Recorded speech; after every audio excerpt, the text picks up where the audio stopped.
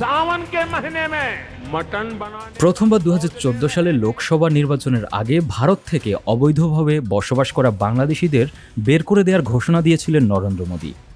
সমালোচকরা বলছেন এটি ছিল নরেন্দ্র মোদীর পপুলিস্ট বা লোকরঞ্জনবাদ ধারার চর্চা, যার মাধ্যমে মোদী মূলত ভারতের মুসলিমদেরকে কোণঠাসা করে সংখ্যাগুরুদের ভোট পেতে চেয়েছেন। তার এই কৌশল যে সফল হয়েছে তা আর বলার অপেক্ষা রাখে না।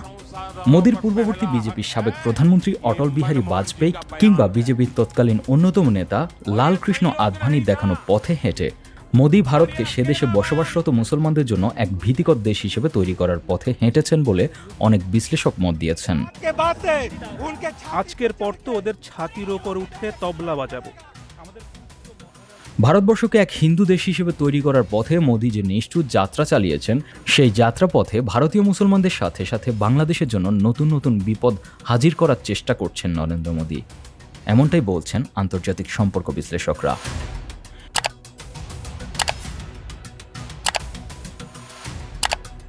বিগত কিছুদিন ধরে বাংলাদেশের বিভিন্ন সীমান্ত দিয়ে বিএসএফ জোর করে ভারতীয় এবং রোহিঙ্গাদেরকে অবৈধ পুশ ইন করছে। আর ভারত পাকিস্তানের যুদ্ধাবস্থাকে পুঁজি করে গত বেশ কিছুদিন বাংলাদেশের সীমানার ভেতরে ভারতীয় সীমান্তরক্ষী বাহিনী দ্বারা ভারতীয়দেরকে জোর করে অনুপ্রবেশ করানোর এক মহোৎসব দেখা যাচ্ছে। অনুসন্ধানে দেখা গিয়েছে ভারতের গুজরাট থেকে বিমানে করে বাংলাদেশ সীমান্তে এনে বন্দুকের মুখে অসহায় ভারতীয় মুসলমানদেরকে বাংলাদেশে অনুপ্রবেশ করতে বাধ্য করা হচ্ছে। বর্ডার গার্ড বাংলাদেশ সূত্রে জানা যাচ্ছে, বিগত কয়েকদিন ভারত থেকে অবৈধভাবে অনুপ্রবেশ করানো হয়েছে অন্তত 202 জনকে, যাদের বিজিবি হেফাজতে নেওয়া হয়েছে। আশঙ্কার বিষয় হচ্ছে তাদের মধ্যে 39 জন রোহিঙ্গা নাগরিক, যারা ভারতীয় রোহিঙ্গা ক্যাম্পে নিবন্ধিত ছিল। ভারতের এই আচরণে বাংলাদেশের বিভিন্ন মহলে ব্যাপক প্রশ্ন উঠেছে। অবশেষে গতকাল বর্ডার গার্ড বাংলাদেশের মহাপরিচালক মেজর জেনারেল মোহাম্মদ আশরাফুজ্জামান সিদ্দিকী সাংবাদিকদের বলেছেন, বাংলাদেশি নাগরিকের নামে সুপরিকল্পিতভাবে ভারত রোহিঙ্গা সহ শত শত মানুষকে বাংলাদেশের অভ্যন্তরে পুশ ইন করছে, যা ন্যাক্কারজনক এবং মানবাধিকার লঙ্ঘনের শামিল।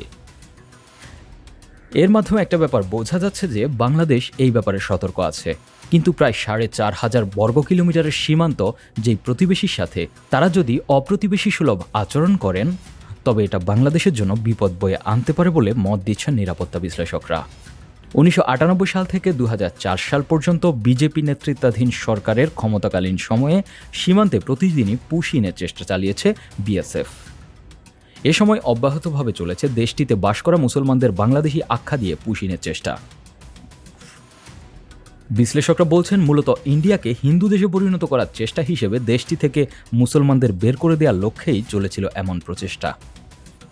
2014 সালে নরেন্দ্র মোদী ক্ষমতা আরোহণের পর আবার শুরু হয় ভারতীয় মুসলমানদের নিজ দেশে পরবাসী করার মানবতা বিরোধী কর্মকাণ্ড। 2002 থেকে 2003 সাল পর্যন্ত পুশ ইন পুশব্যাক মহামারী আকার ধারণ করেছিল।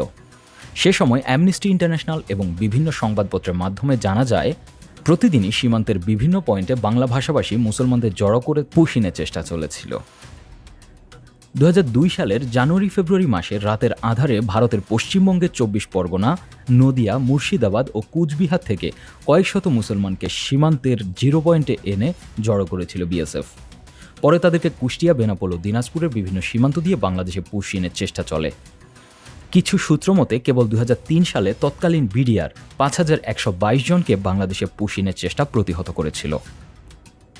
এদিকে সীমান্তে অনুপ্রবেশকারীদের দাবি তাদের বিএসএফ সীমান্তে এনে বাংলাদেশে ঠেলে দিচ্ছে। নারীরা বলছেন তাদের অবৈধভাবে বাংলাদেশে প্রবেশ করানো হচ্ছে। বিএসএফ কর্তৃক শতাধিক মানুষকে এভাবে পুশ ইন করার প্রক্রিয়া সঠিক নয় বলে মন্তব্য করেছেন জাতীয় নিরাপত্তা উপদেষ্টা ডক্টর খলিলুর রহমান। বিশ্লেষকরা বলছেন, ভারতের চরম বিতর্কিত নাগরিকত্ব আইনের ব্যবহারের মাধ্যমে যে নীল নকশা বাস্তবায়নের চেষ্টা চালাচ্ছেন মোদী, তারই অংশ হিসেবে ভারতবর্ষের বিভিন্ন রাজ্যের মুসলিমদের ঘরবাড়ি ভেঙে দেওয়া হচ্ছে। তাদেরকে ভিত্তিহীনভাবে বাংলাদেশি তকমা দিয়ে বাংলাদেশে পাঠানোর স্বপ্ন মোদীর নেতৃত্বাধীন বিজেপির বহু পুরনো রাজনৈতিক অঙ্গীকার। তারা এভাবেই ভারতের 20 কোটি মুসলিম জনসংখ্যার জনমিতি পরিবর্তন করতে চায়, অথচ ভারতের মোট জনসংখ্যার প্রায় 15% মুসলিম। সম্প্রতি ভারতের আহমেদাবাদ, সুরাট এবং পরবর্তীতে পুরো গুজরাটেই বেআইনি বাংলাদেশি আটক করার অভিযান চালায় গুজরাট পুলিশ।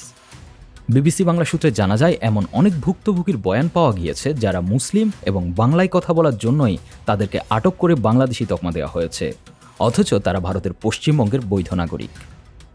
এদিকে ভারতের পাঠ্য বই থেকে বাদ দেওয়া হয়েছে মুসলিম শাসক যেমন মোঘল ও সুলতানি আমলের ইতিহাস।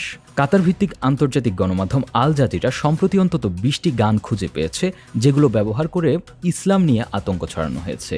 এগুলোই অস্ত্র হিসেবে ব্যবহার করে ছড়ানো হচ্ছে বিদ্বেষ ও আতঙ্ক। तेरा क्या नाम है? सर मेरा गुड्डू है। गुड्डू सर। वैसा नाम बता, दूसरा गुड्डू नहीं, कुछ और नाम बता। आधार कार्ड देखो। क्या मुस्लिम है? जी सर। तो यहाँ पे यार अपना नाम लिखो पहले। सर ये लग रहा था मैं क्या लगा? क्या लगा?